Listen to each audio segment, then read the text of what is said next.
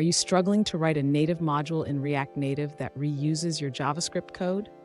If so, you're not alone. Today, we're diving into how to create a bridge that connects your native code with JavaScript seamlessly. I totally get it. Writing separate code for both Objective-C and Java can feel like a never-ending cycle of duplication. It's frustrating when you want to keep your codebase clean and efficient.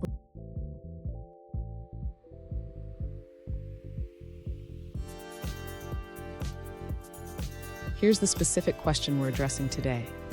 One user asked how to make a native module callback to a JavaScript internal bridge method, process data, and then raise an event that the React Native app can receive. Sound familiar? Let's explore this together. To understand the issue, we need to recognize that every native to JavaScript call typically requires an asynchronous approach. But what if we could streamline this process? Let's break down the current solution and see how we can improve it. And stick around. At the end of this video, I'll share a powerful tip that can help you optimize your native module development. To address the user's question, we will first ensure that the native module can call a JavaScript method synchronously. This involves modifying the existing native code to handle the response directly. Next, the user should implement a callback in the JavaScript code that can handle the data received from the native module. This will allow the user to process the data immediately. Now, the user can utilize the existing forward event with name method to send the processed data back to the React Native app. This will streamline the communication between the native and JavaScript layers.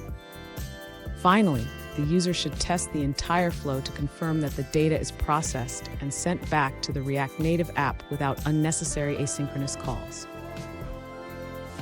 Fun fact, did you know that React Native was developed by Facebook and is used in their mobile apps? It's a powerful tool that allows for seamless integration of native code and JavaScript. Now let's look at the answers provided by other users. This user suggests that JavaScript can communicate with native code through method calls, while native code can return data to JavaScript using callbacks, promises, or events. They emphasize that the flow of data can go both ways, from JavaScript to native and back. Here's that powerful tip I promised. Always keep your native modules as simple as possible. The less complexity you have, the easier it will be to maintain and reuse your code across platforms. And there you have it. You now have a clearer understanding of how to write a React Native module that reuses JavaScript code. If you found this video helpful, please subscribe for more tips and tricks.